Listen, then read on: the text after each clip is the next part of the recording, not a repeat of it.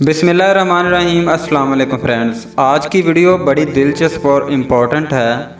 अरब पर इन दिनों नौफल नामी बादशाह की हुकूमत थी जो कि हातिम की सखावत से परेशान था। हातिम ताई का घोड़ा बहुत कीमती था। एक दफ़ा एक शख्स इसका इम्तिहान लेने पहुंच गया। हातिम ताई इस रोज़ शिकार के लिए निकला मगर इसे कोई शिकार ना मिला। घर पहुंचा तो एक मेहमान इंतज़ार कर रहा था।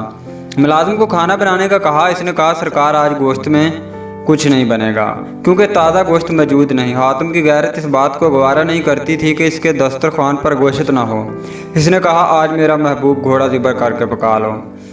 इससे पहले आपको बताता चलूँ कि हातिम एक शायर थे जो कि अरब में रहते थे और अदी इब्ने हातिम के वालिद थे। इनकी सखावत की कहानियाँ आज तक ज़िंदा हैं। आपका ताल्लुक़ तय नाम के कबीले से था। वो यमन का हुक्मरान था। किस्सा हातिम ताई की शोहरत साउथ एशिया से हुई।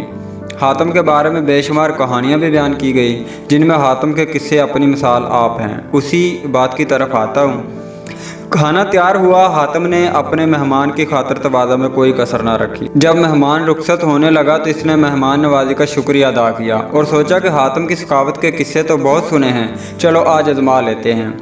मेहमान को इनका घोड़ा बहुत पसंद आया था। इसने अर्ज़ की, अगर आप अपना घोड़ा भी इनायत कर दें तो बहुत बात होगी। मुझे वो घोड़ा बहुत पसंद आया था। आपने कहा, अगर ये फरमाइश पहले कर देते तो अच्छा था। अब वो घोड़ा आपकी खातिर मदारत में सर्फ कर दिया है। आपने मेहमान को मजबूरी बताई और अशरफी की थैली इसे दी और कहा कि आप इससे बेहतर घोड़ा भी ख़रीद सकते हैं। मेहमान शर्मिंदा हो गया और अफसोस करने लगा कि इसकी वजह से हातिम को मुश्किल का सामना करना पड़ा और इन्होंने बेहतरीन चीज़ कुर्बान कर दी। मेहमान ने थैली वापस करने की नाकाम कोशिश की क्योंकि हातिम ताई ने कभी अपने मेहमान को नाउम्मीद नहीं किया था। उधर नौफल का बादशाह ये सोच रहा था कि अगर हातिम का ऐसे ही चर्चा रहा तो लोग बादशाह को छोड़कर इसके गुण गाएंगे। बादशाह ने एक सिपाही को हातिम के कत्ल के बदले कसीर रकम देने का कहा। हातिम चूँकि अपने साथ कोई मुहाफ़िज़ नहीं रखता था क्योंकि वो जानता था कि मौत वक्त पर आनी है और कोई उसे बचा नहीं सकता।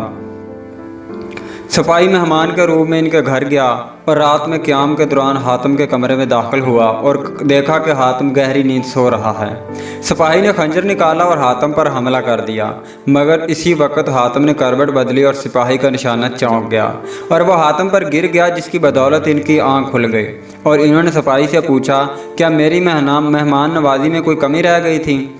सिपाही ने साफ साफ बता दिया कि वो किसके कहने पर आया था और इसे रकम मिलनी थी जिससे इसने घर की ज़रूरत पूरी करनी थी। हातिम ने कहा, अगर ऐसा है तो तुम मुझे कत्ल कर दो। हातिम का ये रवैया देखकर सिपाही हैरान रह गया और फैसला किया कि अब हमेशा हातिम के साथ रहेगा।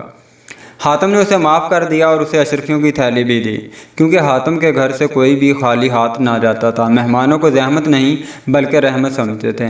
इस तरह की हातिम ताई के बारे में बहुत सी कहानियाँ हैं। अगर आप इस तरह की ज़बरदस्त कहानियाँ सुनना चाहते हैं तो आप हमारे चैनल को ज़रूर सब्सक्राइब कर लें। अगली वीडियो तक के लिए इजाज़त, तब तक के लिए अल्लाह हाफिज़।